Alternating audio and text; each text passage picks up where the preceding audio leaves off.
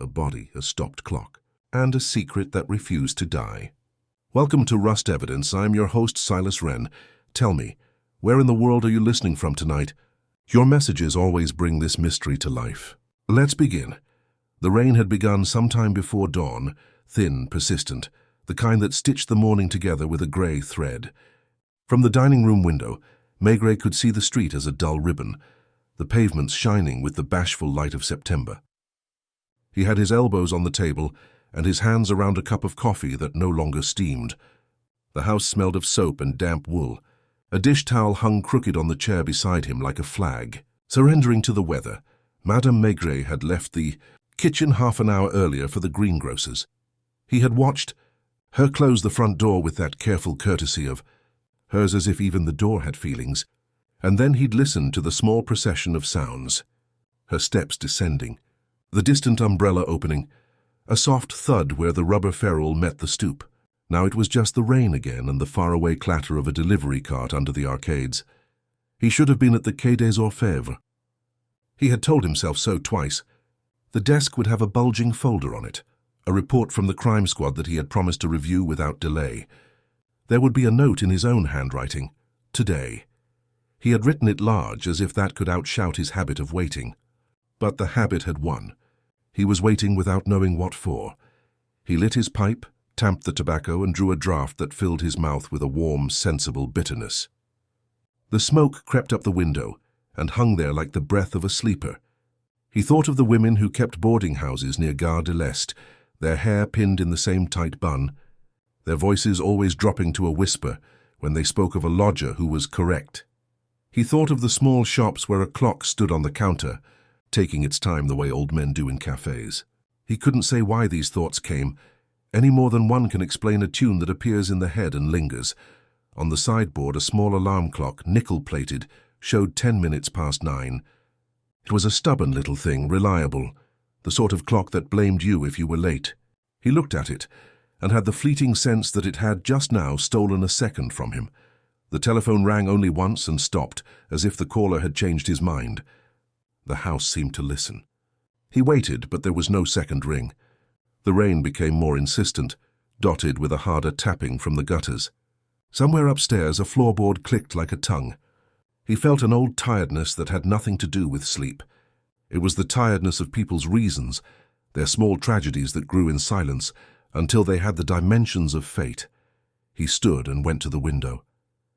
On the opposite side of the street, a cafe owner was dragging a wooden chair inside with the resignation of a man apologizing to his own furniture. A woman in a dark coat and a scarf that had lost its purple pushed a pram with a cover shiny with droplets. The rain never embarrassed Paris. It simply lowered its voice. When Madame Maigret came back, her cheeks were damp and pink, and the umbrella shook a dog's little tremor at the threshold. She wore that amused look she reserved for him on mornings when she felt he needed reminding that the world went on. With or without his consent, "You aren't dressed." "Jules, I'm dressed enough to greet the rain," he said. She set a paper bag on the table, unfolded it, and began to arrange leeks and carrots with the exactness that in her hands was affection. Lognon telephoned. He raised his eyebrows. Inspector Lognon was a man who carried his gloom like a raincoat, and he wore it in sunshine. People called him the unluckiest inspector in Paris, and he agreed with them. "When?" "A few minutes ago." "He asked for you. I said you were dressing." She glanced at him to see if this required forgiveness. He sounded deflated, more than usual. "That's what I noticed." He reached for the telephone. The receiver felt cool, the cord slightly sticky. It was remarkable, he thought, how often a telephone seemed to have recently been a fish. Before he could dial, the bell rang again. Now with the anxious insistence of a child unsure whether he is at the right door. "Maigret," he said. There was hesitation on the line. A breath. Then Lognon's voice, which always sounded as if it had been kept in a damp cellar. "Chief, I hate to be a nuisance." "You're not a nuisance." "What is it?" "It's nothing, probably." Lognon made a little sound that might have been a laugh if he had ever learned to laugh. "A room on Rue du Chevalier de la Barre, in Montmartre. A widow complains that her clock keeps stopping." "A clock?" He said it without surprise, almost with relief. A clock was clean and harmless, a civilized object. "I'm not the horology brigade." "No, of course not." "Chief, She says she winds it every night. It stops at the same time. In the middle of the night. Always the same. She went to the concierge, who told her clocks stop when one lives alone. Then she went to the neighborhood policeman, who shrugged. She came to the station this morning because she thought it was an omen. An omen of what? Of someone who doesn't yet know he is dead. He cleared his throat. Her words. Maigret was silent. In the kitchen, his wife's knife made a steady, friendly sound against the board. He pictured the widow, her hat plain and too tight, her eyes curious and already a little ashamed of having spoken. He imagined the room with the clock, the window that looked on a courtyard, the wallpaper that had wanted to be blue and settled for grey. There was a smell to rooms that had lost someone, even if the loss had been years before. It was like a debt paid in coins of dust. You want me to come and disagree with the clock, he said. I'll go, Lognon said quickly, defensive even against kindness. I only thought that I have nothing better to do. You're right. Where exactly? Lognon gave the address again, more slowly, as if the numbers themselves might be listening. 3rd floor left. The widow is Madame Lemoine. I'll take a look. He hung up and stood a moment, the receiver still warm in his palm. Madame Maigret glanced at him and wiped her hands. You'll put on your coat at least, she said, and it was not a question. He nodded, reached for the heavy coat that softened all his outlines, and slipped his arms into sleeves that remembered him. In the hall mirror, he saw the face everyone saw. A broad head, a mouth that drooped as if tired of being stern, eyes that preferred to notice rather than to judge. He put on his felt hat and tilted it against the rain. Will you be home for lunch? His wife asked. Possibly, if the clock allows me.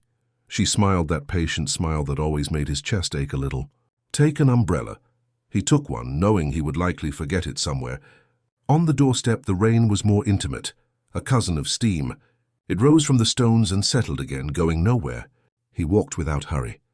The umbrella made a small dome in which his pipe smoke could briefly live before joining the rest of the morning.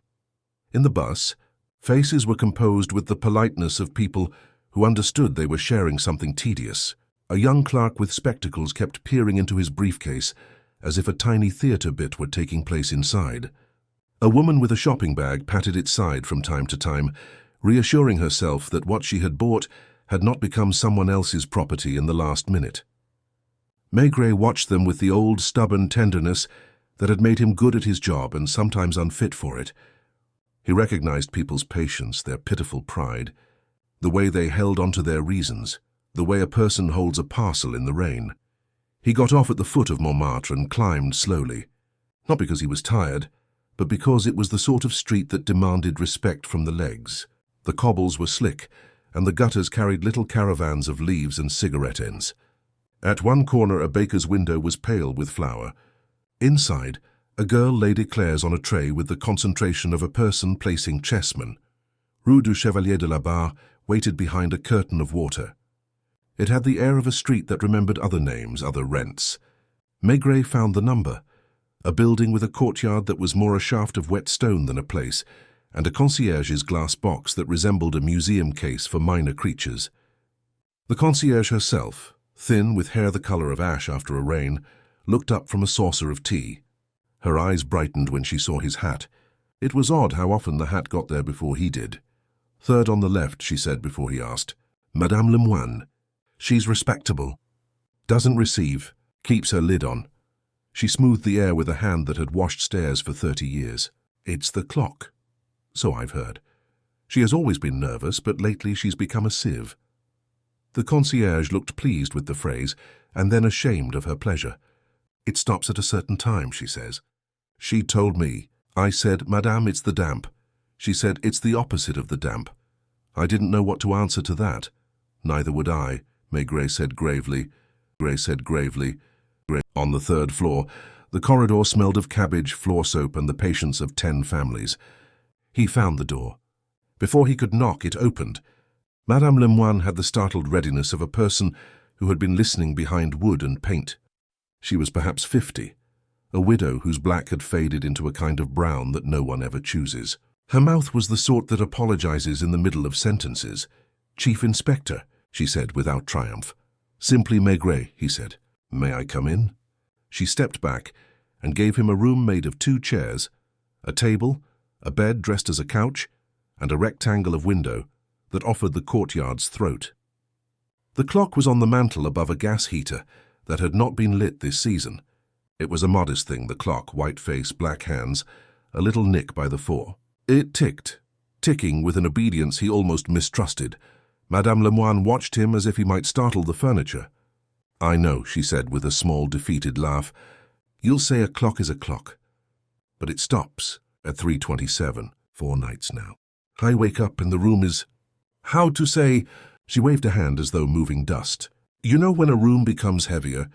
Not warmer, heavier. Do you keep the window closed?" he asked mildly. "I sleep with it on the latch. I've always said air is the only thing Paris gives for free." She frowned, searching for courage. "You must think me foolish. A woman alone frightened of a clock. But I'm not frightened of the clock. I'm frightened that it's warning me." "Warning you of what?" "That someone has stopped," she said. "Someone who has to do with me." He nodded once, as if she had merely told him the price of eggs.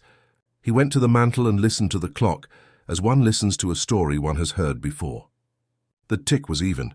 He noticed a faint ring on the wood, where the clock must have once stood a few centimeters to the left. He noticed that the gas heater had near its knob a little smear of blue polish, as if someone had tried to make the metal cheerful, and then given up. "Do you have a lodger, madame?" "A lodger?" "Don't.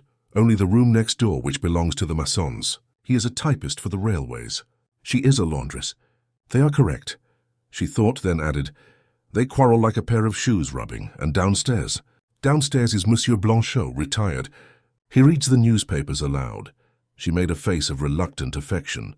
"His eyes are bad. It helps him to hear the words sitting up." "He is correct also." Maigret looked at the clock again. 3:27. It was a precise time, the kind that once heard seats itself in the mind and won't be coaxed away. He felt no irritation, only that curiosity of his that always began as a kind of sympathy. People had reasons for the stories they told themselves. Sometimes those reasons were murders. He turned to the window. Rain drew veins on the glass. In the courtyard, a small tree made a mistake of trying to be green. Somewhere a radio played a march too bravely for the hour. "I'll stay a while if you don't mind," he said. Madame Lemoine's relief was so sudden it almost embarrassed them both. Monsieur Maigret, you will drink something." "I have coffee." "It's not fresh." "Then we are alike." She went to the kitchen corner and busied herself with a kettle that had already retired, but had been called back to duty. He remained by the clock, not watching it but keeping company with it, as one does with the sort of person who talks too much if you look him in the eye. He listened to the apartment, to the tiny language of things, the rub of cloth, the sigh of the kettle, the neighbor's pipe being knocked against a saucer, a cough that belonged to an old wallpaper. He wasn't thinking about a crime. He wasn't thinking at all in the way people call thinking.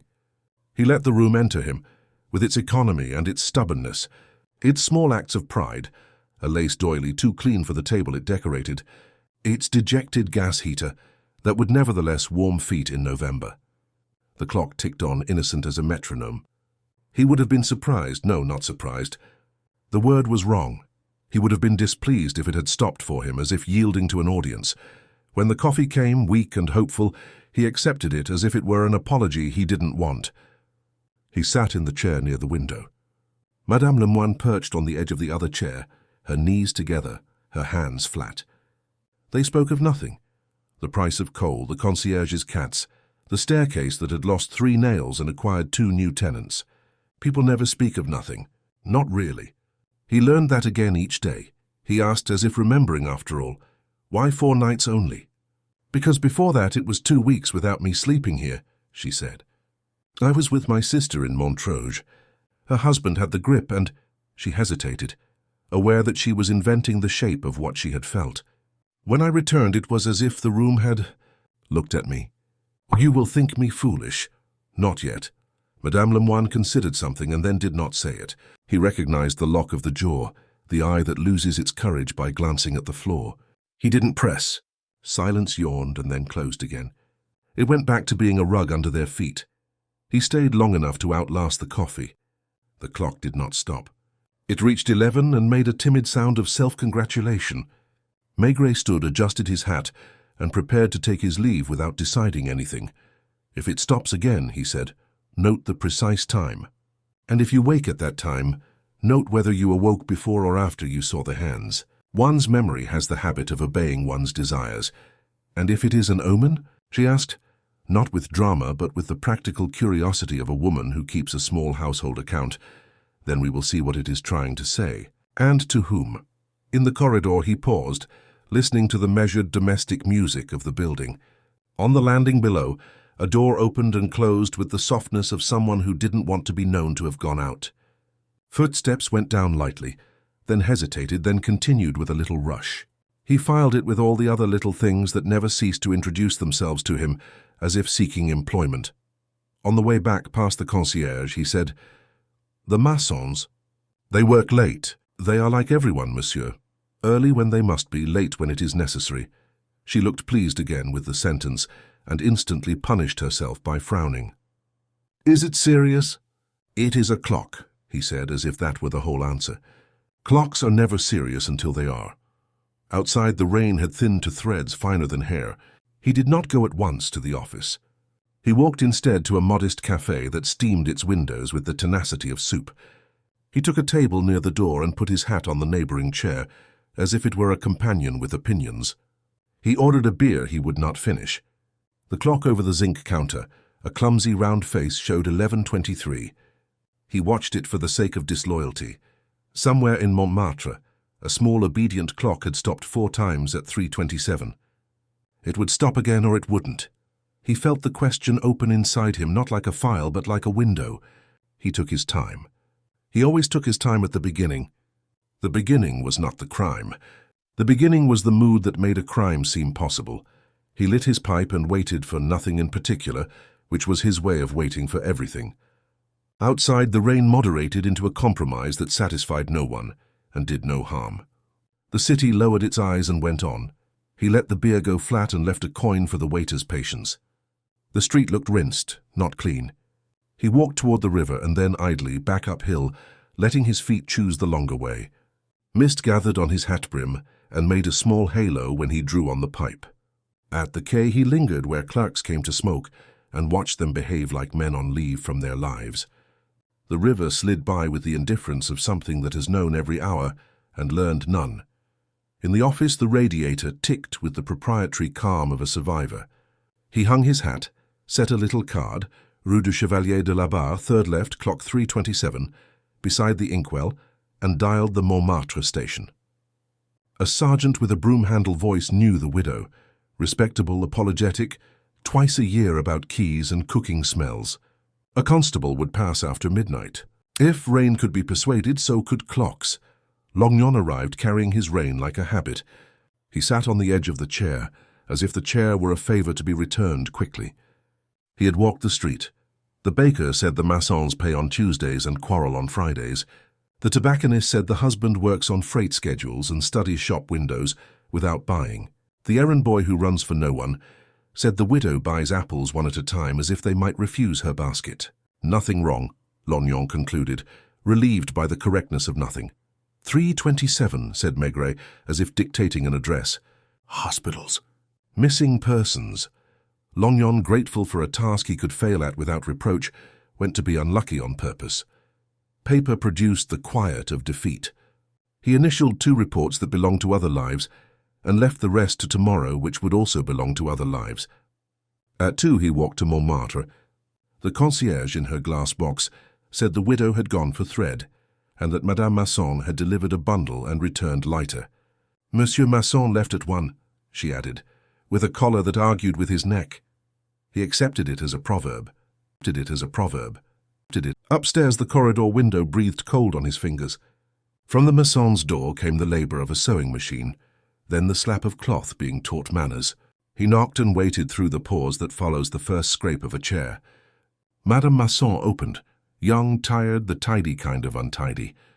The room had the widow's poverty and the friction of 2 lives. On the mantel, a photograph showed a man in a railway cap pretending confidence.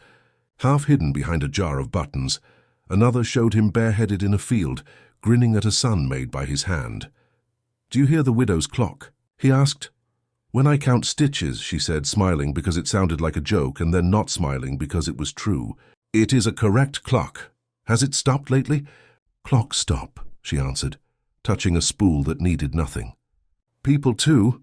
She apologized with her eyes for having said so much. He thanked her and left her to the conversation between fabric and needle. At Lariboisière, the porter produced a ledger that smelled of carbolic and endings.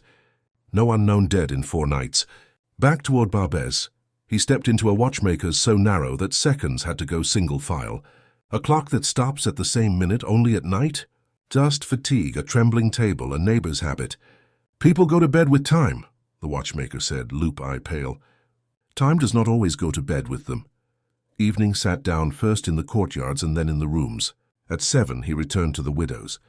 The concierge drew a shawl about her like a diploma. Lamps made new citizens of the furniture. He took the chair near the window and allowed silence to do the work of questions.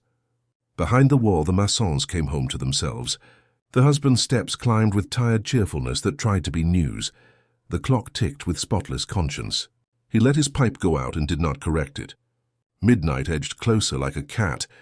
The widow dozed and denied it when her eyes opened. He watched the hands because not watching felt like superstition. 3:20. Somewhere a board murmured.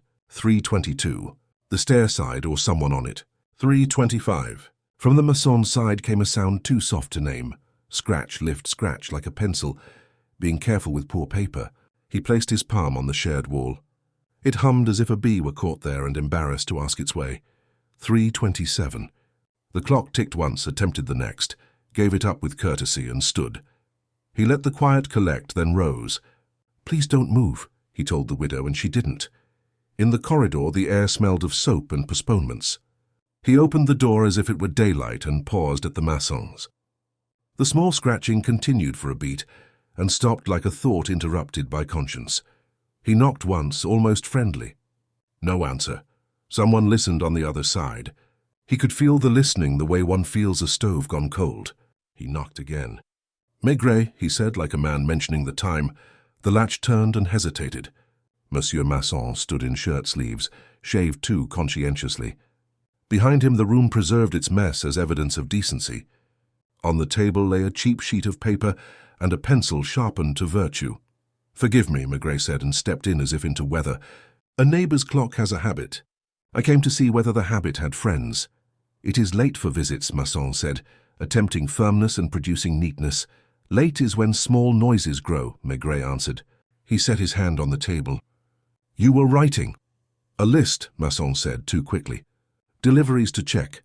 "At 3:27, said Maigret. "A devoted hour for freight." Madame Masson stood near the bed with her hands clasped too high, something in her face folded along a crease long prepared. Her glance flicked toward the wardrobe before she punished it by staring at the floor. Masson followed the glance and betrayed it. Maigret didn't turn. He had already seen the clean arc in the dust under the wardrobe's foot, the mark of a thing moved and returned with care that remembered fatigue. "We won't wake the house," he said. "May I ask that you open it?" "The wardrobe?" Masson attempted a laugh and produced only breath. "There is nothing. It won't mind." He waited without impatience. Waiting here was a kind of key. The husband looked at his wife, then at the paper under Maigret's hand, and then at the wardrobe with the fear of a man who has been keeping something quiet and hears it breathing. He crossed the room and took hold of the handle. The door stuck in the way of doors asked to keep secrets. He pulled again. A smell of camphor and damp wool came first, then a colder thread like iron remembering rain. Inside, the hanging clothes shivered because a man's hand had asked them to. On the lower shelf, a shoebox sat slightly skewed, its lid not quite honest. Masson reached for it. "Allow me," Maigret said gently, and lifted it the way one lifts a cat. He set it on the table, removed the lid, and looked without moving. In the box lay a parcel wrapped in newspaper and tied with string, knotted by someone embarrassed by his own care. He unpicked the knot with the blunt patience of a man who unknots people. The paper gave way. He lifted out a small brass alarm clock, old-fashioned, hairline cracked, its hands set to 3:27 and refusing contradiction. The mainspring had been wound to the limit and then choked with a sliver of wood wedged between gears. On the box's bottom, pencil marks showed little dials and arrows practiced to a steadiness the hand did not trust. He replaced the clock as if tucking in a child. "It's an odd hour for shopping lists," he said. He looked at the husband, then at the wife, then at the wall that belonged to the widow. Your neighbor's clock stops when someone here asks it to agree. No one answered. The building listened. A pipe knocked like a discreet visitor who does not insist. The room felt noticed, as if a gaze had crossed it without entering. It isn't a crime to be afraid of time, he added almost kindly. But it is a curious occupation at night. The wife swallowed, and the action travelled up into her eyes. We were only, she began, and the sentence halted and waited for whatever would arrive next. We were only, she said, and the rest stayed in the room as if it had been told already and changed its mind. Making her nervous, Maigret finished for her, but without teeth. So she would speak of omens. So a concierge could shake her head in public, and one day the rent might move on its own. Madame Masson looked at her husband. He had the expression of a man who finds his pockets empty in front of a cashier. It isn't wicked, she said, pleading with the idea more than with him. We need the next room. Winter is long. My sister will come if we have it. 3 of us, and 4 if your mother visits, Maigret said. He had not been told that, but the sentence found its way as tired sentences do. Why 3:27? Masson attempted a shrug that his shoulders would not accept. A time is a time, he said, and heard how foolish that was. He ran a finger along the alarm clock's crack, as if it might close under kindness. I work on timetables. At night your eyes take a number and keep it. It's only a number. A number that knocks at a neighbor's sleep, Maigret said mildly.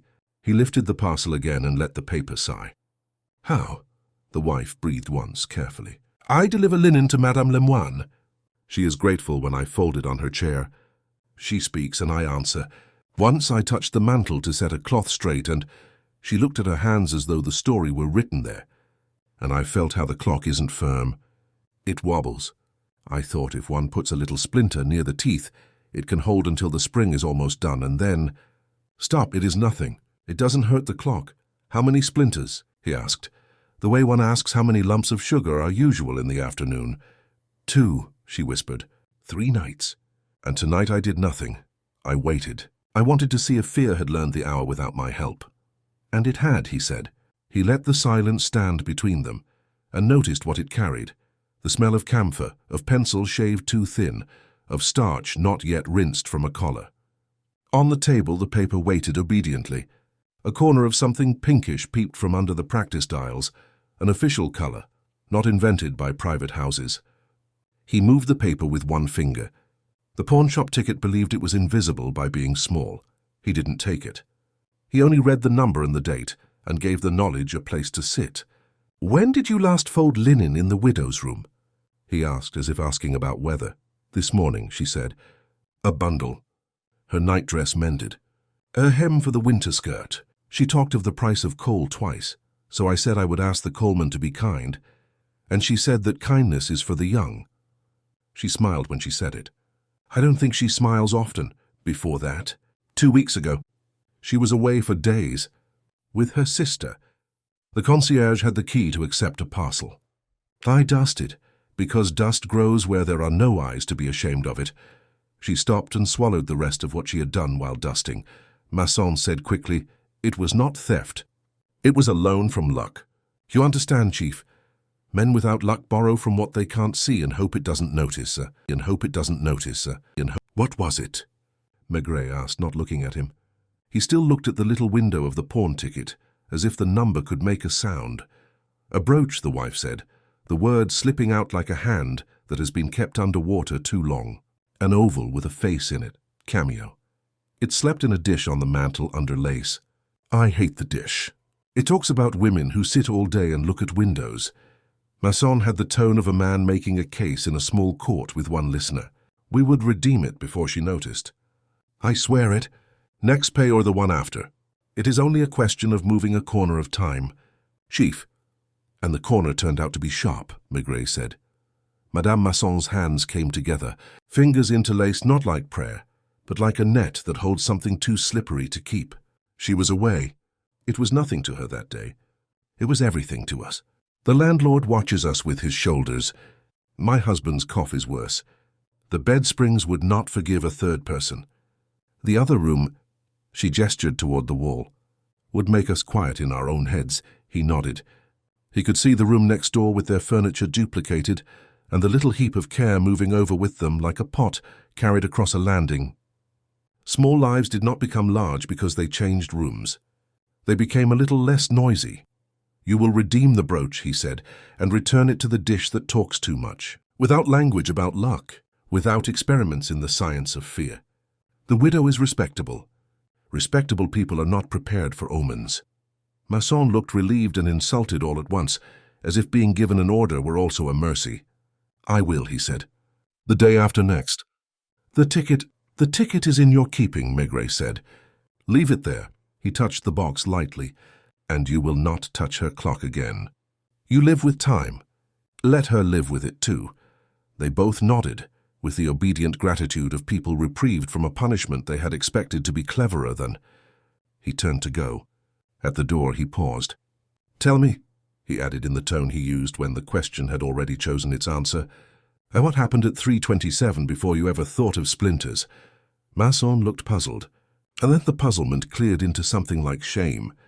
"There is the freight that takes the switch at La Chapelle at 3:22, he said slowly.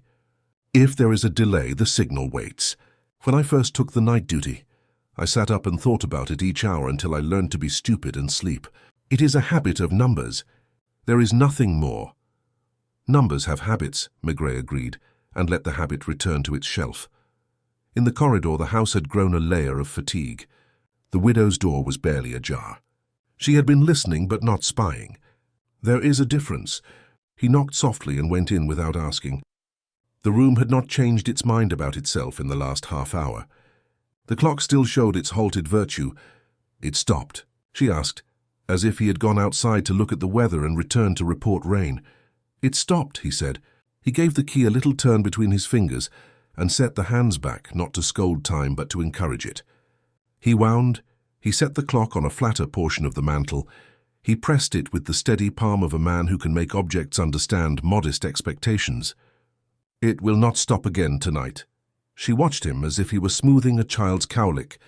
"You think I'm foolish," she said without the protection of a question. "I think you are alone too much," he answered. "When one has no one to contradict one's fears become infallible." She considered that and did not argue. The small muscles around her mouth pretended they didn't exist.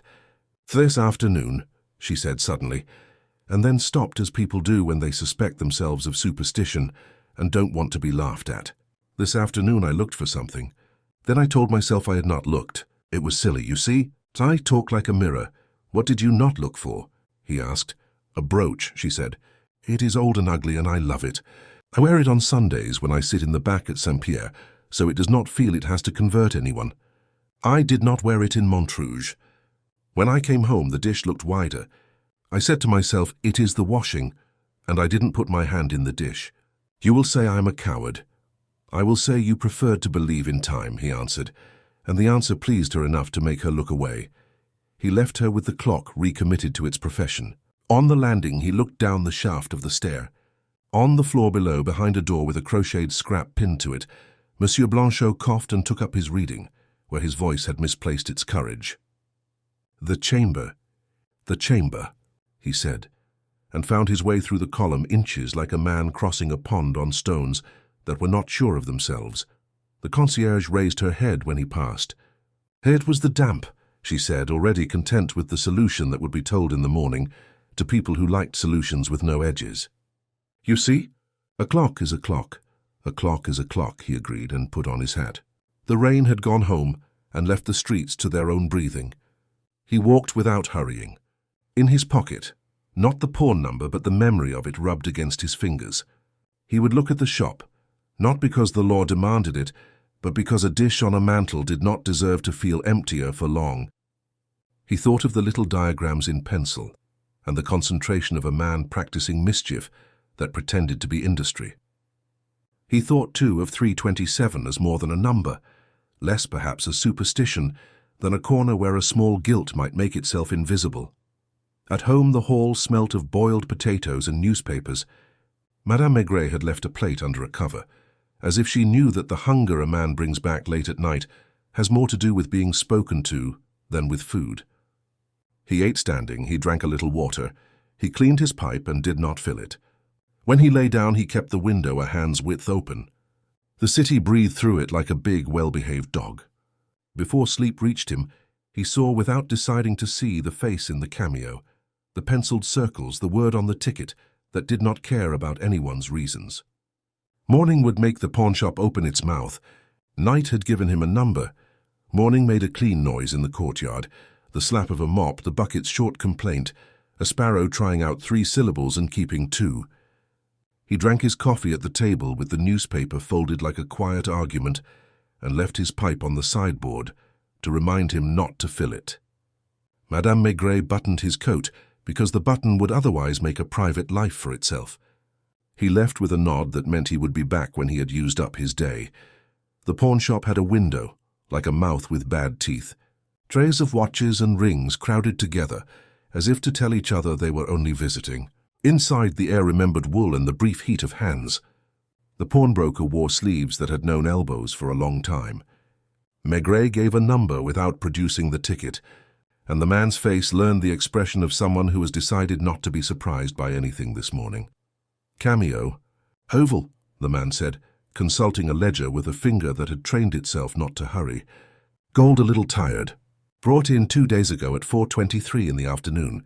Woman, small, nervous shoulders. She counted the francs twice and then the coins, as if each coin had its own ideas. Rate until the 12th of next month.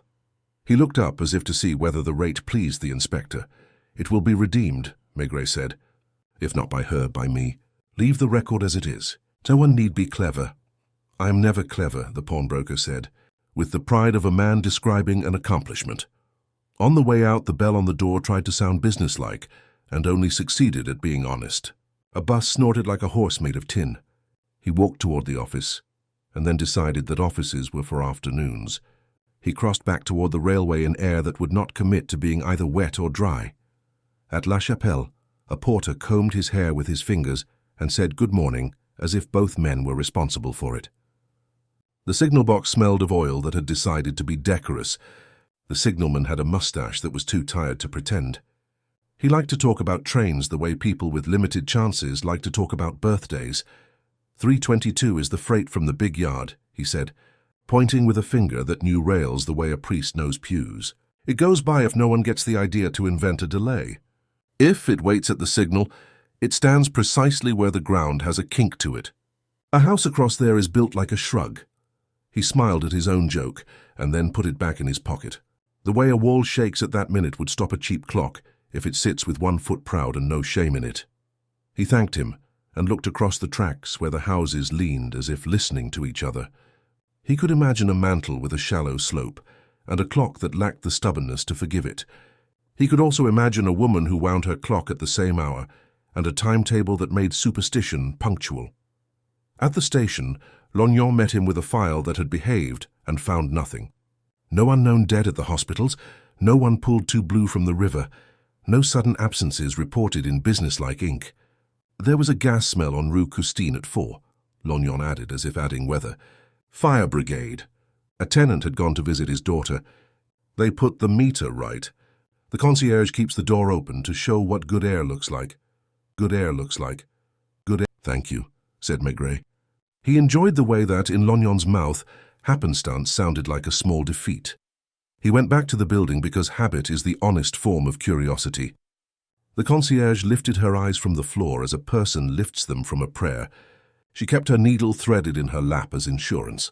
Your widow went to Saint-Pierre, she said, pleased to announce a respectability that had renewed its membership.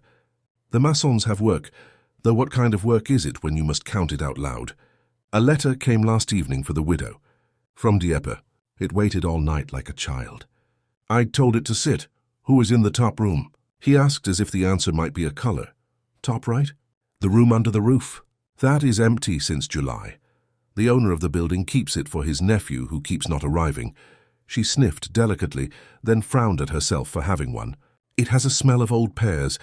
When it rains, the ceiling remembers to be damp. Keep the key near, he said. He climbed, not briskly and not slowly.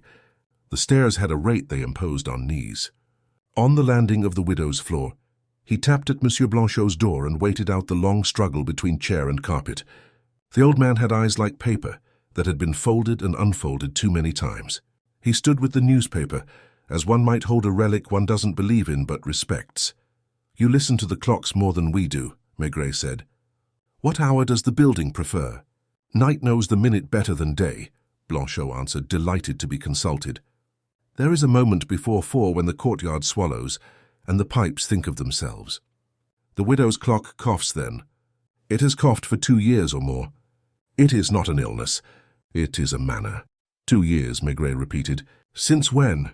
Blanchot looked toward his ceiling, as if memory resided in plaster. Since the winter when the young man, no, not so young, when the painter who rented the little room on the top wrote his name in pencil on the wall because he had no courage to write it anywhere else. He left at night without his canvases. He didn't leave a forwarding address for the smell of turpentine. He chuckled softly and then coughed instead. And did the widow speak with him? She speaks with people the way she waters plants, Blanchot said. Enough to keep them correct and not enough to make them think they are something else.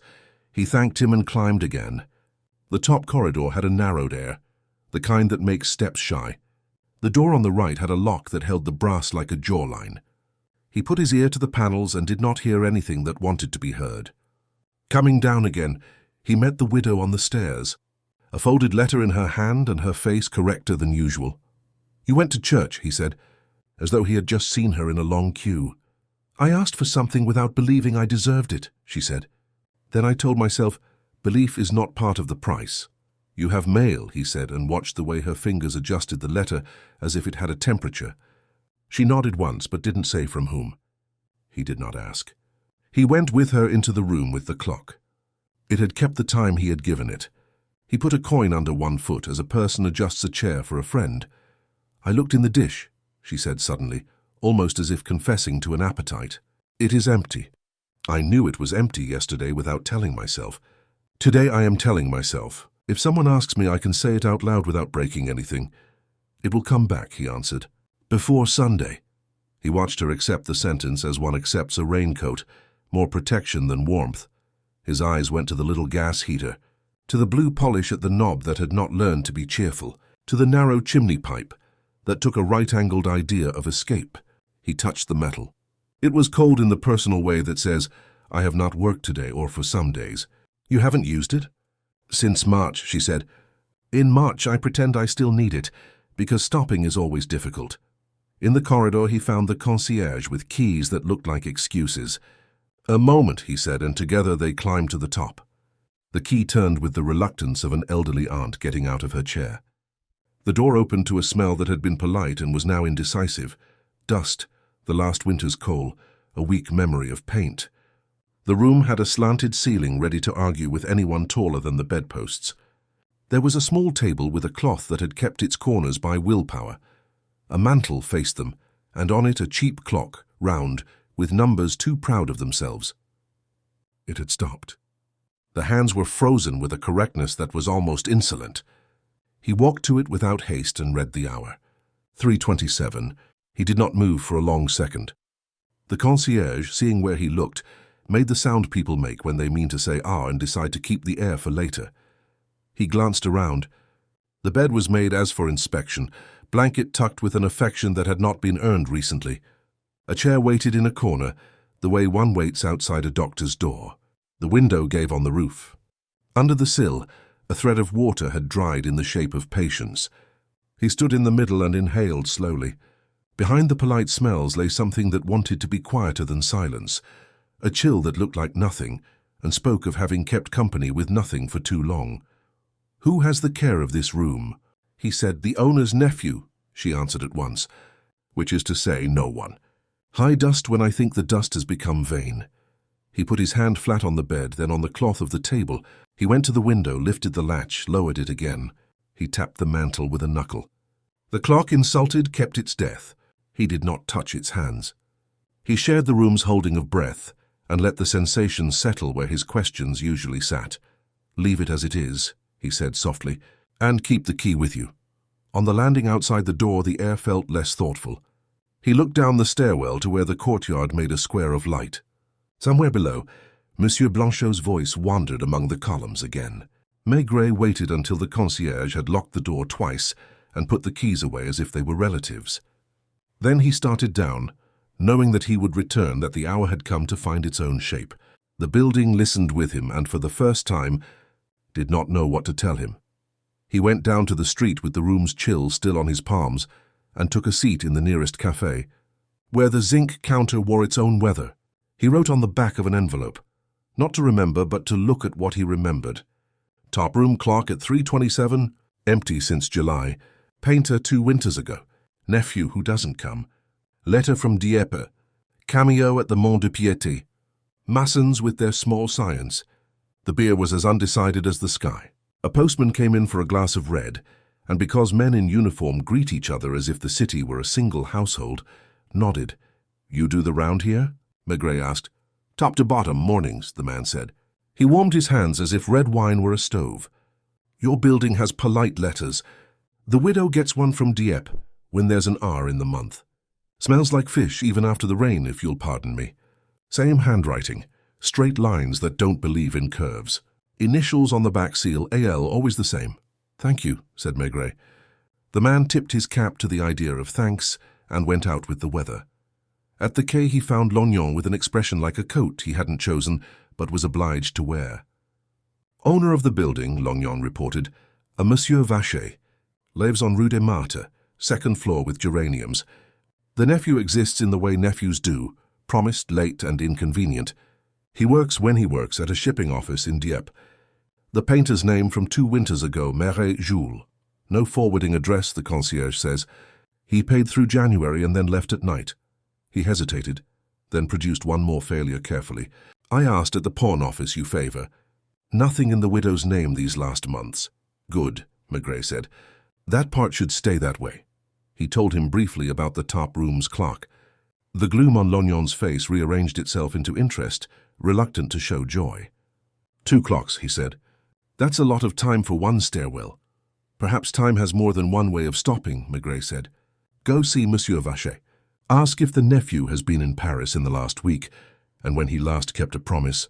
Ask about a painter who leaves without his canvases, and ring Dieppe, the shipping office, then the harbour police. Ask whether an AL writes straight lines and forgets curves." He left the office with the impression that it had done its part by letting him out. At the Mont de Piété he redeemed the cameo with the quiet of a man paying a small debt he had not incurred. The brooch lay in his palm with the tired dignity of old gold. The woman's profile had lost a little of its nose to the years and didn't mind. He carried it back to the building, wrapped in a page that had no faith in its own news. The concierge met his eye with the stubborn discretion of someone who lives off the drift of other lives, but refuses to swim in it. "She is out," the concierge said, already absolved. "Church again? Or she is walking where the rain remembers Tuesday." "Remembers Tuesday." He went up, let himself into the widow's room and stood a moment in the door to be sure the room agreed. It did. He crossed to the mantel and without ceremony set the cameo back into the dish, whose lace had been waiting for it as if lace could remember. He did not straighten the dish. He wanted her to find it by accident and be able to deny intention. On the way out, he told the concierge, "When she notices, it is because she is tidy, not because anyone has told her she should look. You think I cannot be pleased in silence?" The concierge said, offended and fond. He knocked at the maçons next. They were both home between deliveries and computations, the sewing machine with its needle held upright like a finger, asking for a moment. He told them nothing about the brooch and everything about the prohibition on little splinters.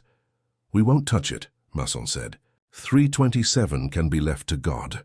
Or to the railways, Madame Masson added, with a glance at her husband that was neither reproach nor forgiveness, but the daily bread between them. "Tonight," Maigret said, "I'll sit with the widow while the clocks make their arrangements." He looked at the wardrobe without curiosity, and the wardrobe accepted being ignored with relief. Afternoon narrowed. He saw Monsieur Vacher at his address among the geraniums, round clean with the defensive innocence of owners. Vacher's nephew, Alain Ligne, A.L., had indeed written from Dieppe in September to say that Paris would cure his bad luck. He had not arrived. He wrote again last week that he would come on Thursday. Thursday had passed like a man who keeps to the other side of the street. Vacher spoke of him in the tense menus for objects that are both theirs and not in their possession. At the harbour police, Lognon reported later by telephone, No recent drownings that are uncertain enough to be interesting. At the shipping office, an Alain Lignier sorts manifests when he sorts anything. Absent 3 days last week.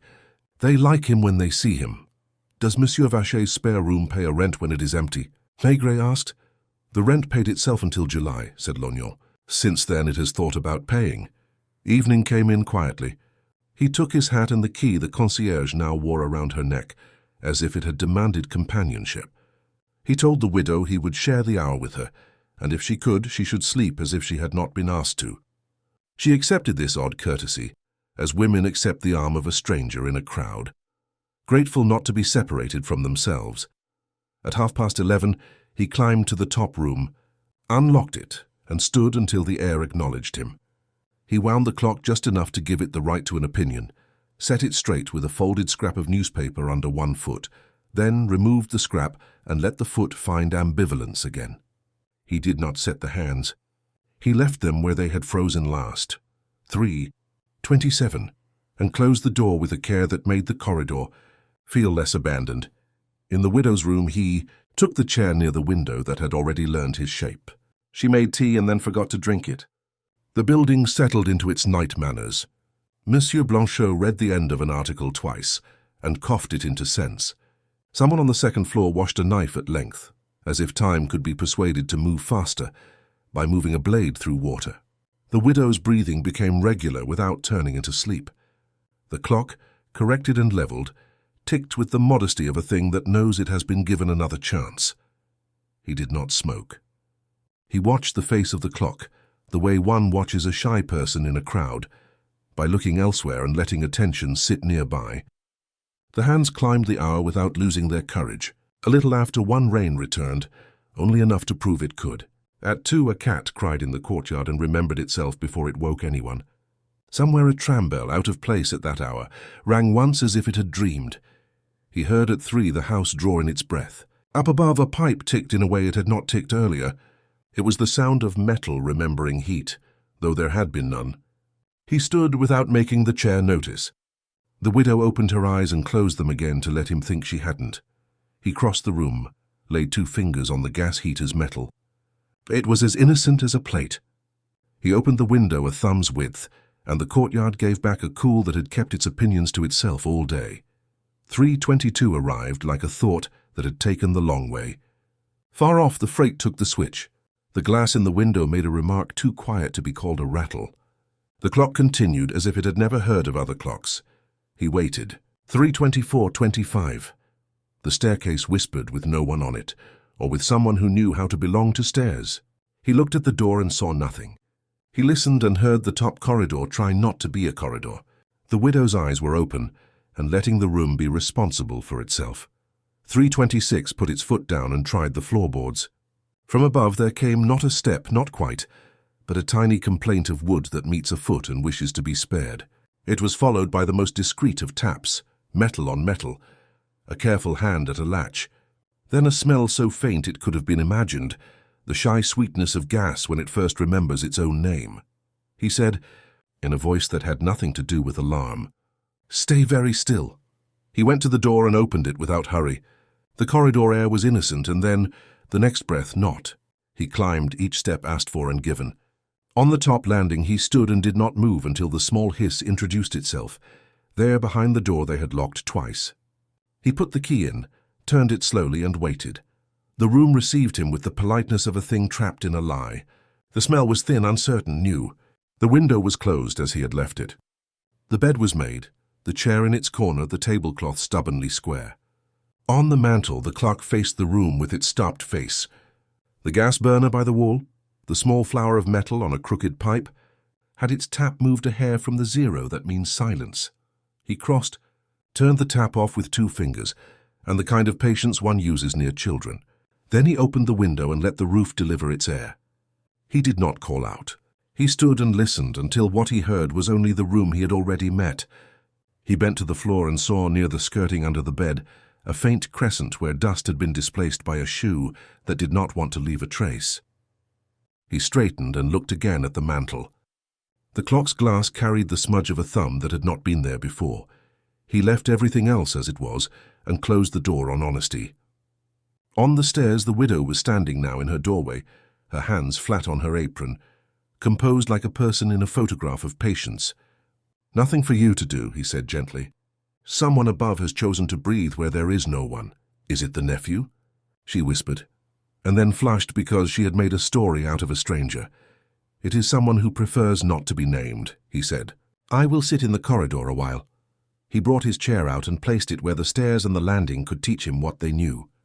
The building, pleased to be taken seriously at last, began to talk in small noises that only made sense if one didn't insist. He folded his hands and let 327 approach without deciding what he wanted from it. He sat with his hands folded. The stair breathed as if asleep. Below, Blanchot turned a page. 327 arrived. The widow's clock, leveled and encouraged, kept its duty. Above, the top corridor remembered a door. He climbed to share the air with whatever had come. At the landing, he could have believed himself alone if the keyhole had not been breathing. The lock accepted a careful key. A shadow folded itself smaller at sight of him. They stopped a step apart. The man wore a seaman's coat polished by salt. A cheap case pretended to be empty. "You chose the wrong stairs," Maigret said. "I have a key," the man answered, showing it without offering. "I'm not a thief." "Neither am I. You turned the gas. It's an old room. It smells of absence." "A little gas makes absence smell like something else." "It also makes death," Maigret said. He looked down the well of stairs, then at his shoes. "I'll come tomorrow daylight. I didn't want the concierge. What do you do well?" "Manifests. Numbers on sacks. I am Alain." After a breath, Ligner. The initials on the widow's letters sat between them. "The nephew," Maigret said. "When I have courage to be," he answered. "What brings you at night?" "A key that fits and a roof that doesn't ask questions." "I meant to open the window." "I turned the wrong thing. And the clock?" "It offends me," he said. "It tells the time of a room that isn't mine. I lay a hand on it and ask it to consider. Consider 327? The freight turns at La Chapelle then. I learned to sort by time. The hour follows me." He didn't try to flee. His fingers stayed away from the pocket where the key lay, like a boy warned off a sawtooth. "Come in the morning," Maigret said. "Speak to your uncle first. Tonight you leave quietly and don't return before daylight." Alain nodded. "I'll sleep the tram to the end and back," he said. "Do you know the widow on the third left?" "Only to greet," he said too quickly, then corrected himself. "I wrote her once. Years ago she lent me a kettle and didn't ask my name." You wrote again. "From Dieppe. I said if the roof room were empty, I might lie in it a night and remember Paris. Maigret let him go. The steps went down like coins. He locked the top room, opened the window wider, and waited until the smell thinned. The widow stood in her doorway. "Thank you," she said. "For what?" "For seeing what could be seen." "Sleep," he said. He went out as the milk cart wrote its line on the street. At the quay he wrote for the morning. Alain uses top room. Gas turned a hair, clock handled. Letters from Dieppe to Vacher and to the widow. Freight at 327. By 9 he was at Rue des Martyrs. Vacher received him among geraniums. "He is good when supervised," Vacher said. "I keep the room so he has one less excuse." "He will come this morning," Maigret said. "Let him speak first." Back in Montmartre, the widow sat properly, the dish on the mantel. She didn't point at the cameo. "I thought I had misplaced it," she said. "It is where it was," he said. "Do clocks forgive?" She asked. "They are like cats." "They forget." The concierge tapped the door. "Monsieur Inspector?" "A gentleman is downstairs with a case." Alain waited by the glass booth. "I went to my uncle," he said. "He proposed we be family. It didn't take." "You'll tell me what you do here," Maigret said, and they stood in the courtyard. Alain told him in small coins.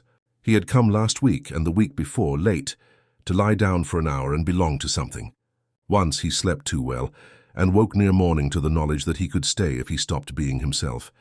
He turned the gas not to end anything, but to make a smell that would send him away. He shut it at once, ashamed of asking a tap for help. "And the clock?" "I touched it. Not to stop it. To ask why it was still." "That is not a good answer. It is mine. You will not go up again without a key by day and permission that isn't only yours," Maigret said. "Tonight the room is locked twice," Alain agreed. He went with his case under his arm. 2 clocks at the same minute. A gas tap wanting to be a thought. A nephew with a case.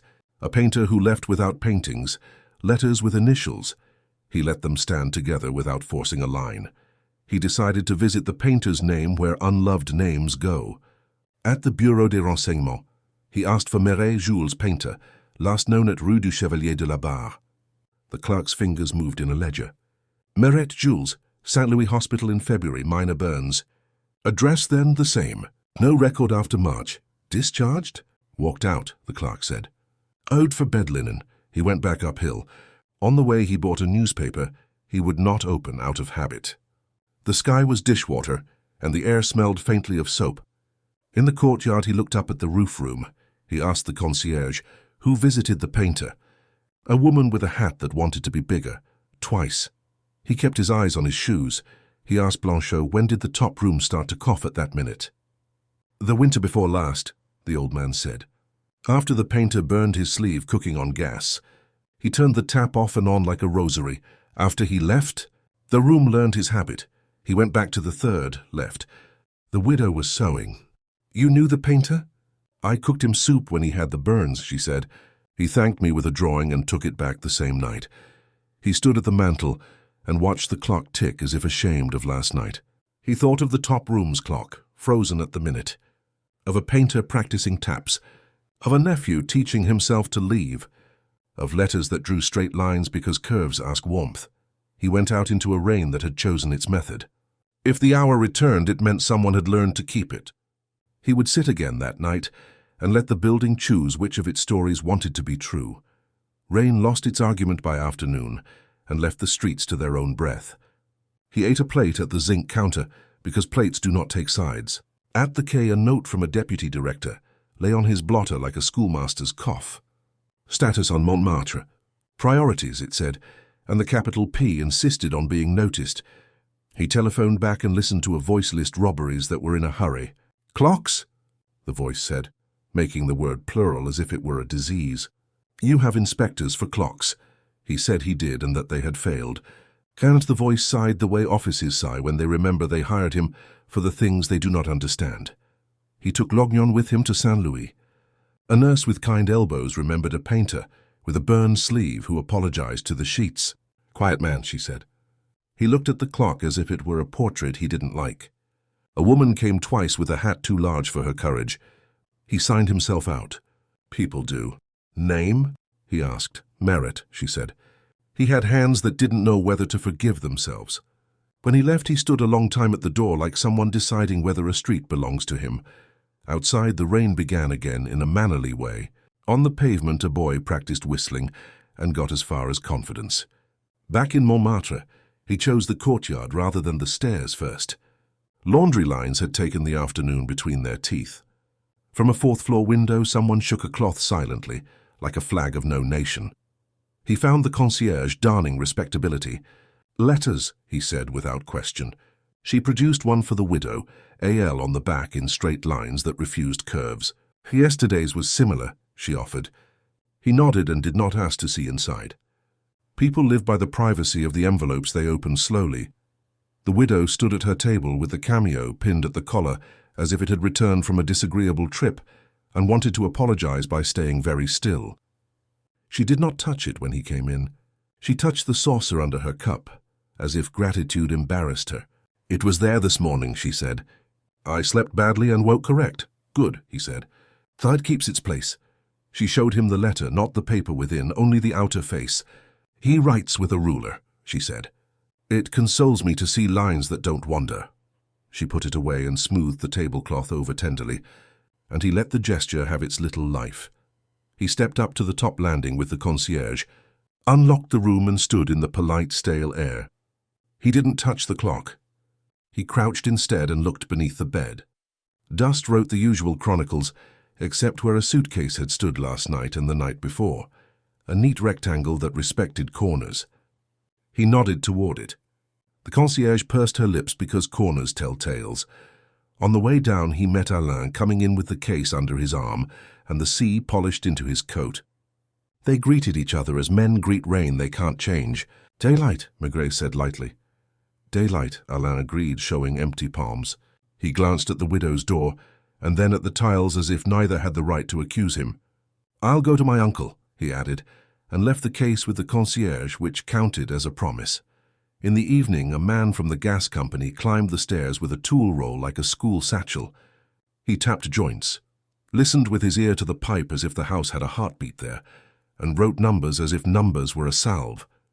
"All taps," he said. "They ask to be believed. No leaks if no one teaches them to." "Teach them to keep quiet," Maigret said.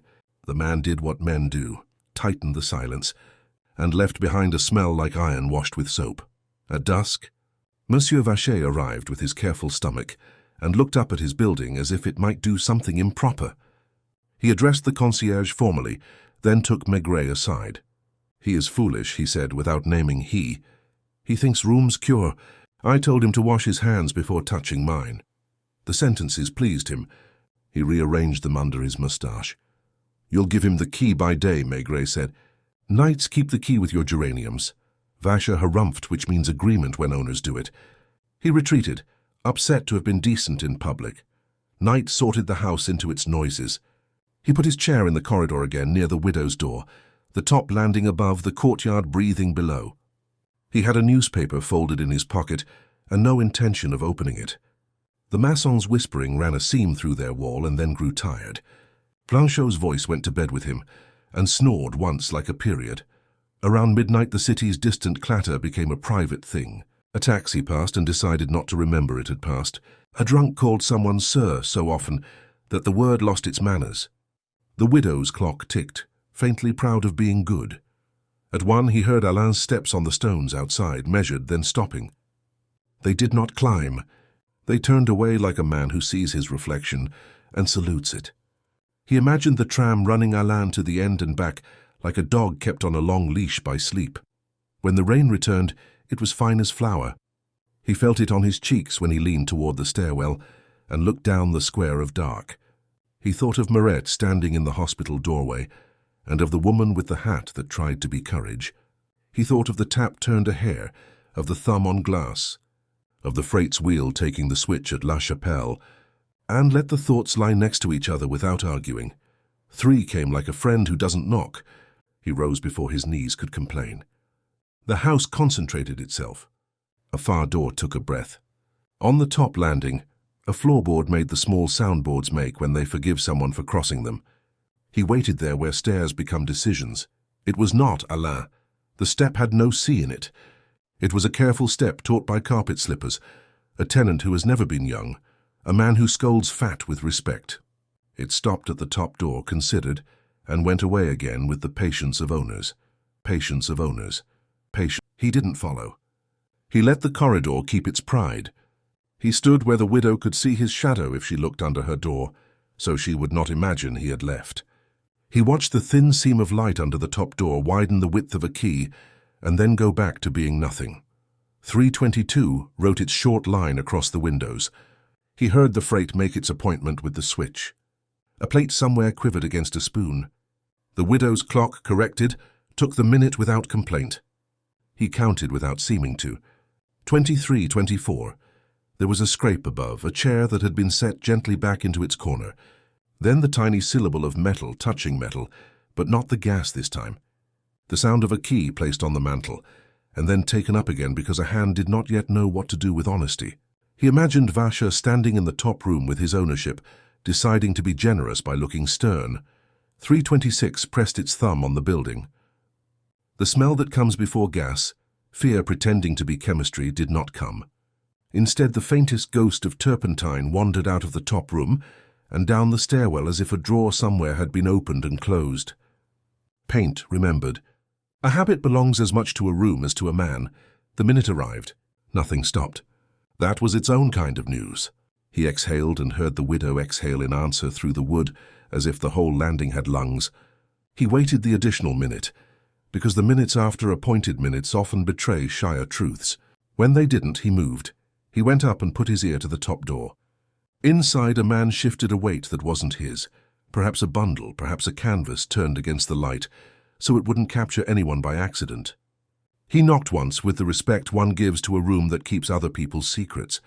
Vacher opened, caped in his own decency, moustache settled. The room behind him held the smell of turpentine, like an old tune someone had hummed to see if he remembered it. On the table lay a flat parcel tied with string. The clock on the mantel faced them with its arrested face. "I came to see what he leaves," Vasher said quietly, as if the walls might charge a fee for raising voices. The painter sent word he would collect his things when his courage learned the way. "Courage is late. My nephew is late. I am here early." "It is my talent. What does he leave?" Maigret asked, looking at the parcel without making it true. "Canvases," Vasher said, and then, after a stubborn pause, "and names." He moved aside half a step, enough to confess without inviting. He carved 2 letters on the underside of the mantel when he was feverish. "I had a man scrape at them today. They persist." "Which letters?" "AL," he said. "I do not like coincidences. They wear down floors he did not ask to see." He believed the owner's distaste. He let the turpentine and the parcel and the letters make their own company. "Lock twice," he said. "Give your nephew the day instead of the night. And tell the concierge that the habit of 327 belongs to the top room and not to the widow." Vasher agreed with a grunt that wanted to be magnanimity and couldn't. He turned the key as one signs a contract. The stair gave back the sound with relief. He sat again by the widow's door until the night relaxed its shoulders. When he rose, she had opened to the width of a smile. "It didn't," she said. "It didn't," he answered. "Perhaps the room upstairs decided to keep its own hour." "Perhaps," she said, and looked past him to the banister as if it were a railing on a ship. Dawn came like a thing poured carefully. He walked down into a courtyard the color of tin. The bread cart wrote fresh syntax on the air. He would go to the shipping office, to the harbor names on paper, to any place that could tell him whether Alain learned to arrive. He would carry with him the smell of turpentine that had no business being new, and a pair of letters that belonged to 2 men at once. The day would say which one it wanted more. The morning had the decent look of work. He took the metro to the shipping office, where men handled cargo by naming it. A foreman with a blue pencil behind his ear knew Alain Ligner, the way employers know a nephew of someone else. "He is faithful to ideas," the man said, "less faithful to ours. He can list a hold's contents with his eyes shut and forget to open them at 7. He frowned toward a pile of manifests. 3 absences last week. 1 the week before. He comes back ashamed and faster. Yesterday he asked for the afternoon and returned with a smell of varnish, as if he had been in a room with paintings, or with furniture he couldn't afford. Does he bring parcels? Maigret asked. Flat ones sometimes. He keeps them upright like people he respects. I'd say he has an education he apologizes for. He walked to a framer's on a side street, where the dust was gold because it had believed wood shavings when they called themselves Sunshine. The framer recognized the name Meret without deciding whether to care. He left 3 canvases last winter, the man said, tilting his head as if listening for a saw he had put down. Half-finished roofs and a face that could not decide to become someone. He didn't collect them. A young man with a seaman's coat came instead, said he was sent, paid the balance with coins that had stories. He considered a frame. The coat smelled of salt and turpentine together. That smell is a kind of passport. Did he sign? Maigret asked. He signed the way. Men sign when they don't want to be asked for the spelling, A-L. He laughed that it could mean anyone's labor. I kept the receipt. He found it under a paperweight shaped like a guilty apple. The initials stood there, straight, obedient, pretending not to matter. He put the receipt in his pocket with a care that didn't announce itself. On his way back, a deputy director telephoned to ask whether he planned to solve a crime by redecorating. Maigret agreed that paint was not yet the penal code, and let the sigh on the line be a door closing elsewhere. In the courtyard, the concierge sat with her knitting arranged like a map. Your owner went at dawn, she said. He had the expression of a man who has put everything in order and found one thing left over. He took a parcel like a tray and told me the room must not be bored. The widow had set the cameo at her collar again, not out of pride, but out of satisfaction at seeing something in its place. She seemed smaller for having slept, then larger for having decided to show nothing. He did not ask to see the letter from Dieppe. She would show it when it had finished speaking to her. She offered coffee as if it were an apology to the day. He accepted and warmed his hands on the cup without drinking. On the top landing, the room breathed as before. He unlocked it and stood just inside with the patience of a man allowing ghosts to introduce themselves. The turpentine had softened into something that might once have been a studio and had learned politeness. On the mantel, the clock still gave the wrong minute its eternal due. He touched nothing and crouched to look along the floor under the baseboard. A narrow strip of fresh grey showed where someone had tried a brush and thought better of it. The colour did not match the wall, which meant the hand had not belonged to a professional. On the underside of the mantel, he found by touch 2 letters carved shallow, the timid vandalism of convalescence, A and L. He stood until he could see them without resenting coincidence. Letters that belong to 2 men do not choose. People choose for them. He met Alain in the street without planning to. The young man saluted with his case. "Day," he said. "Day," Maigret said. They walked until a café took them in, because cafés always do. Alain set the case on his knees as if it had opinions. He did not look like a criminal. He looked like a person who expected to be found wrong and was practicing how to accept it. "I collected canvases last winter," he said, before being asked. "From a framer. For Meret. He had written me from Paris on paper that smelled of hospital. I had met him at the harbour once, when he asked directions to the ferry and decided not to take it. He said my name like a question and then no longer. He wrote that he could not bear the thought of his paintings being judged by strangers with flat hands. He asked me to fetch them and keep them out of weather. I brought them to my uncle's top room. He did not ask. He saw that I needed to be trusted and allowed the room to do it. Did Meret come for them? He wrote twice more. Then nothing. When I passed through Paris, I would sit up there and tell myself I was guarding something. Her foolishness. But one can be faithful even to foolishness. What scent of turpentine last night? I untied the parcel before my uncle came, he admitted. I wanted to be sure the faces had not changed. I tied it again and was ashamed. You turned the gas. I turned it back, he said. I am not so brave as despair. Do you write to the widow? He flushed. Years ago I asked to boil water when I had nothing to heat it on. She lent me a kettle and did not borrow my name. I wrote twice from Dieppe, with the kind of gratitude that feels like impertinence. Yesterday I wrote to tell her she would not hear footsteps above her without permission anymore. You may tell her that in person, Maigret said. By day, they parted with a handshake that wanted to be something younger. He watched the young man go, the case swinging like a thought that refused to be put down. At noon he found a carpenter to look at the mantel in the top room. The man tapped wood and sniffed, the way certain trades test the truth. Someone tried to scrape letters, he said, grinning without irony, and left them like palimpsest. Cheap gas fittings. No leak unless asked. The clock is a bully's idea of time. If you lean it a finger's width, it will consent to any minute you prefer. He had it in his head to open the parcel then and there, but the decision did not belong to him. He closed the door and let the room keep its manners. The widow asked if he would take soup at noon, and he said yes, as if he had named a reason for being where he was. She showed him, after the second spoonful, the letter from Dieppe.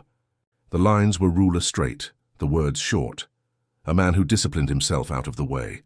Madame, it said, I returned last night and saw you sleeping. It felt like theft. I will not make the clocks remember me.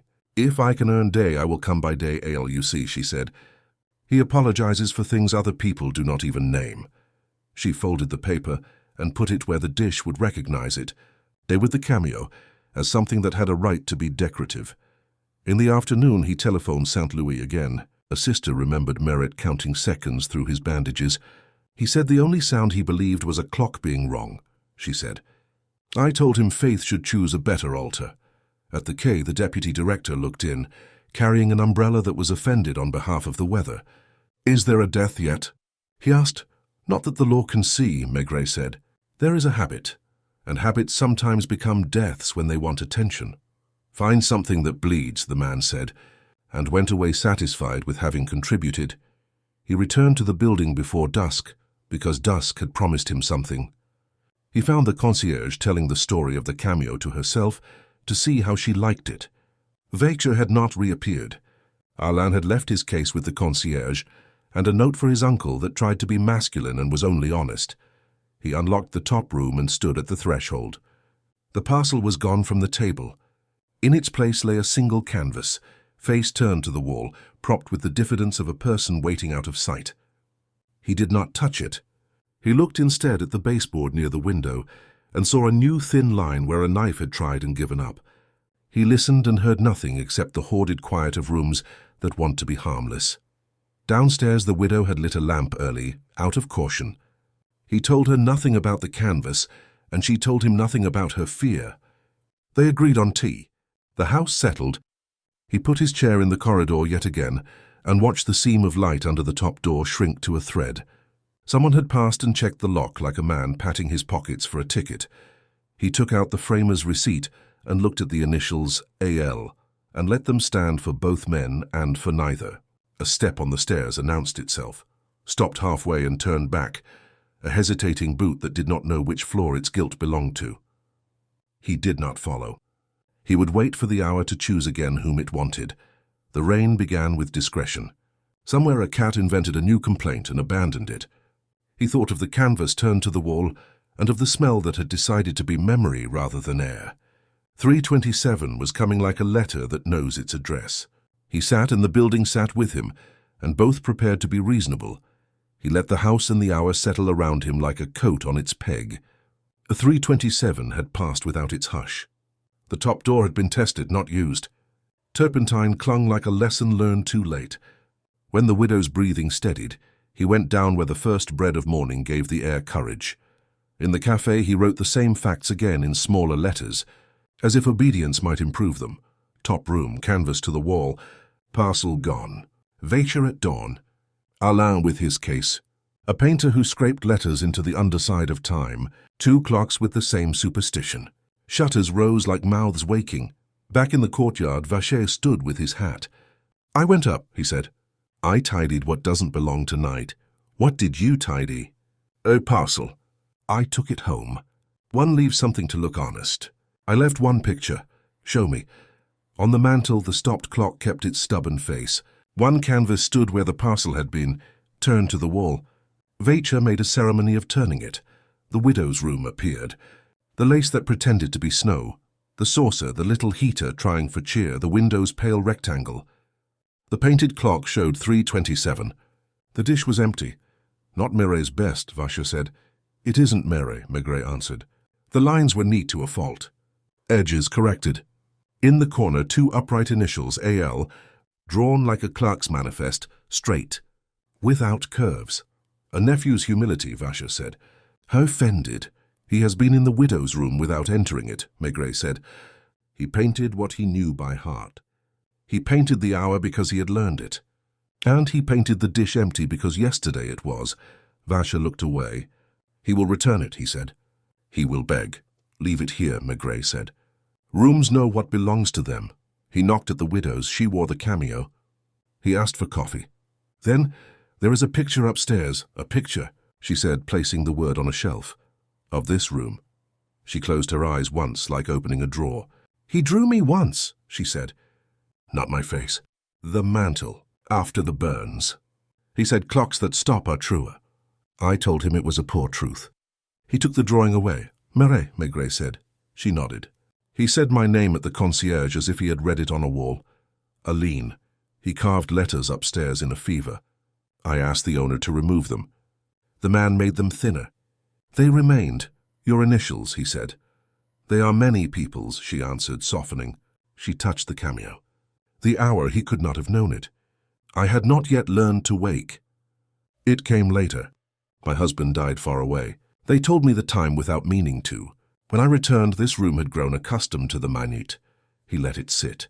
It explained why she listened to the clock as to a messenger, why the painted empty dish made her fingers tighten. He did not speak of the cameo's absence. "Will you see it?" he asked. "If you carry it," she said. "I will not go up." He brought the canvas down, face inward. In her room, he set it on a chair and turned it. She looked. Her mouth softened. She put out a finger and did not touch. "He loved the chair," she said. "Men love things that do not accuse." "He signed with your letters," he said.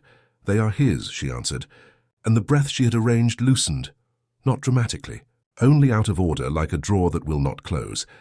"I gave him nothing to carry," she said. "I make soup. I fold linen. Sometimes one should give something heavy." He let quiet draw a circle. After a while she said more evenly, "Take it back. Tell the owner rooms must keep what they are given." "I will." In the corridor he met Alain. The young man had the look of someone who has found his name already on a list and is checking the spelling. He reached for the canvas, then withdrew his hand. "I painted it," he said. "Not well. I wanted to fix the hour so it would stop asking." "It will ask anyway," Maigret said. "Perhaps more gently." "I used the letters," Alain added, both ashamed and stubborn, "because they were already there, on the wood and on my papers. I don't know whose they are. They belong to people who wait," Maigret said. "Kinship enough," Alain nodded. "I didn't come last night," he said. "My uncle did. He wants to help with a broom." Marit wrote once more than I told you. He said he'd made a mistake with gas and learned how easy it is to be unmade by a turn, that a minute can become a habit. If he disappeared, it would be the minute's fault, not his. "What did you do with the letter?" "I keep it with my manifest so it looks like an invoice." "Bring it," Maigret said, "and the canvases when your uncle permits." He returned the painting to the top room and set it where the parcel had been. The stopped clock faced its painted cousin. Two faces kept the same impossible minute. An empty room had acquired a body, a chair, a dish, a stubborn hour for itself finally. He told the concierge he would be back after lunch. At the station, he asked the river police for winter records 2 years old, unidentified men, gas that wasn't quite an accident, a painter with a burned sleeve. He asked St. Louis for discharge dates, for a signature's shape, for a nurse who remembered a hat too large. He did these things without hurry. Afternoon dimmed. He returned before dusk. The widow had lit her lamp early. The mason spoke softly beyond the wall. He put his chair in the corridor again. He did not intend to surprise anyone. He intended to belong until the building forgot he was not a stair. 3 came with its old intimacy. A step paused below and went away. A pipe pressed a knuckle against a joint. He waited for the minute to present its claim. If it had kept a person for itself, it would show not with sirens but in a door that refuses to close, in the taste of gas on a hinge, in a picture insisting on being set where a room can see itself. He was patient. That was his advantage. That was his advantage. Near dawn, the concierge's telephone rang with the careful voice of offices. She brought it up like a teapot. "River police courteous because of the hour, your inquiry. 2 winters back, an unidentified man taken at the lock by Rue de l'Ancre. No papers, paint on a scarf. A St. Louis chit half dissolved, an old burn at the wrist." Maigret read the file because thin files tell most when left small. Mid-30s, narrow, a scar like a comma. A framer's receipt fragment clung to itself. The rust-colored scarf kept a smell paper couldn't. He returned to Montmartre with the light. The courtyard had been rinsed and set upright. He unlocked the top room and waited until its quiet recognized him. Turpentine had faded into a politeness not of night. On the table lay only the owner's watch-glass. On the mantel, the small clock kept its stubborn minute. He slid a coin beneath one foot to make fairness and left the hands alone. Under the wood, his fingertips found again the timid carving, A and L Fever's knife in soft pine, a wish to leave something that would not need reading. Vacher appeared with propriety pressed. He looked at the coin, then at Maigret, uncertain whether to be grateful. "You will say there is nothing for an owner to do," he ventured. "Let the room be used by day," Maigret said. "Give your nephew daylight and keep the night for the building. Lock twice after dark. Leave the letters.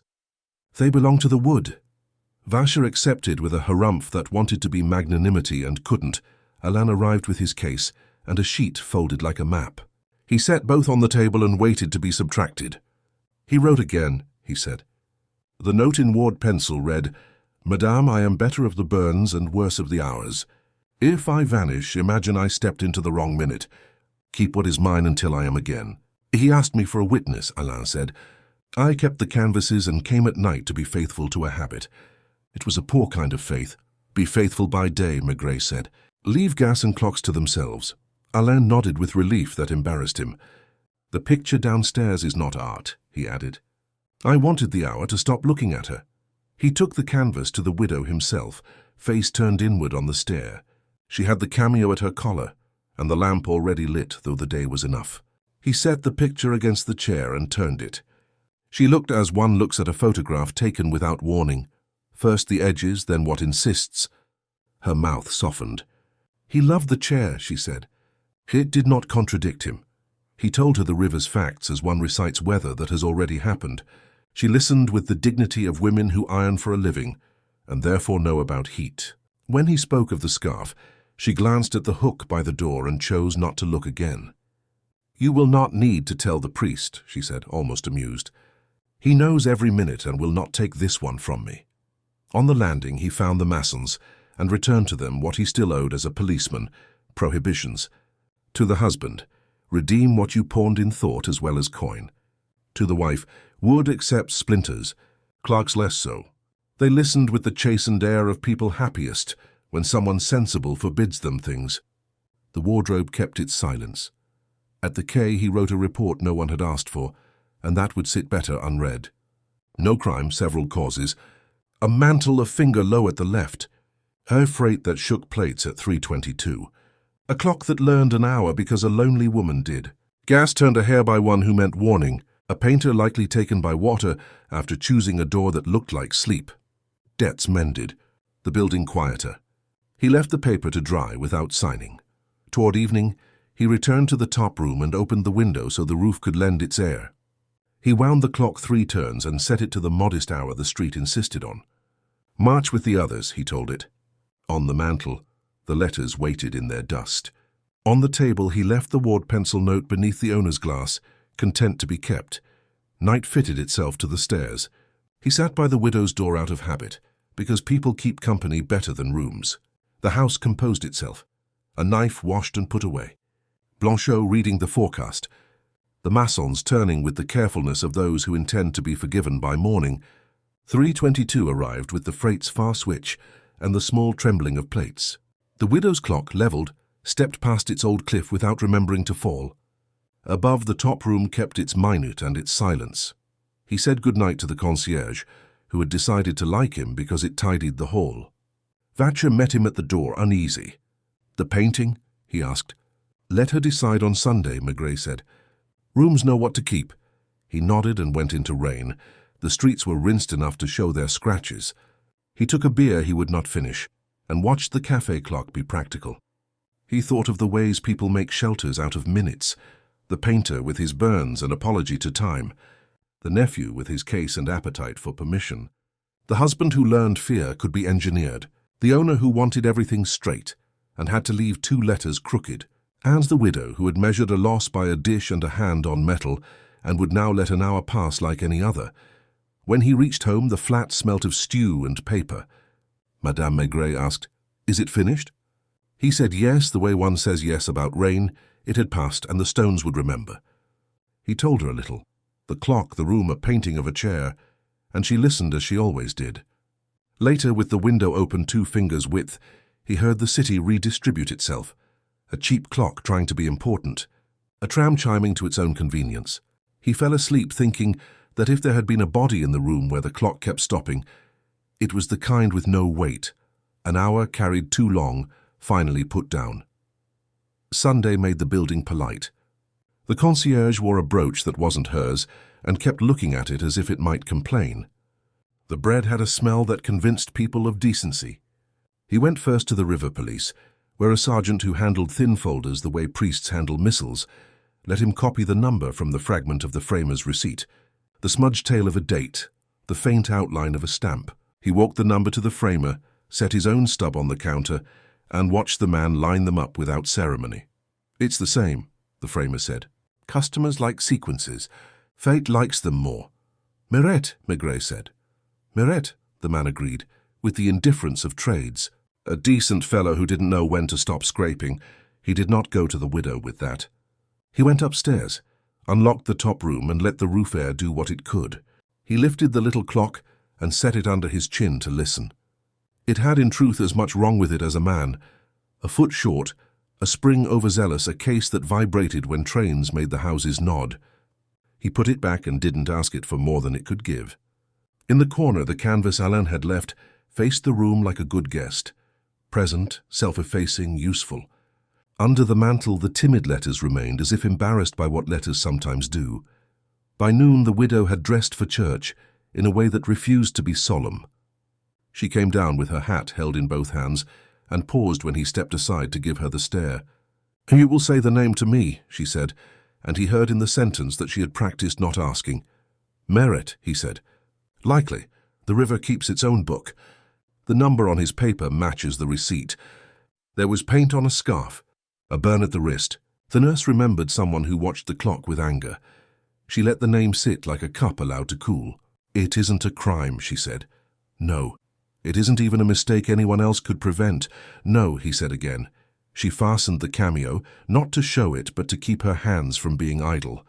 "I will light a candle for a man who carved letters without courage, and for a boy who borrowed the letters because he had none of his own yet."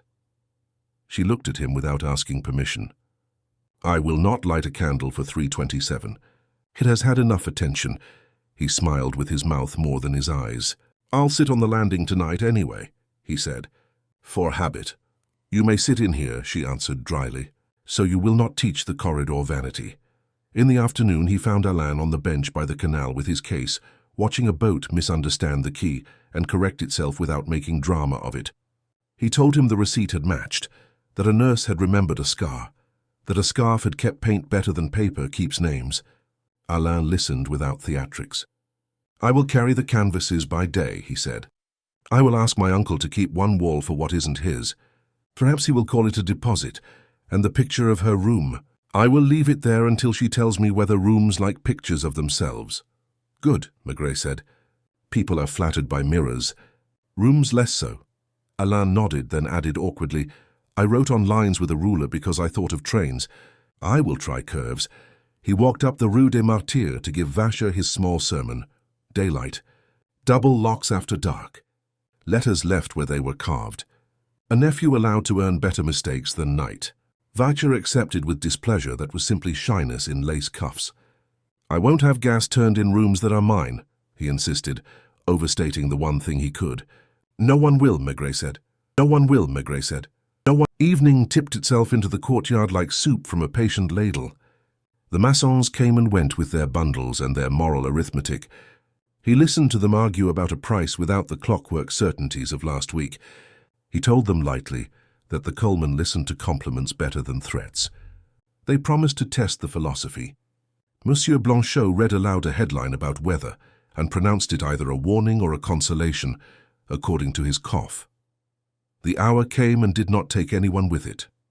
In the top room, the little clock, tenderly propped, continued to be wrong at a sensible pace. On the widow's mantel the dish held the cameo and a folded letter in truce. When the freight rolled through La Chapelle, the plates trembled and then believed in themselves again. The building did not become a better building. It became the same building with fewer errands to run in the night.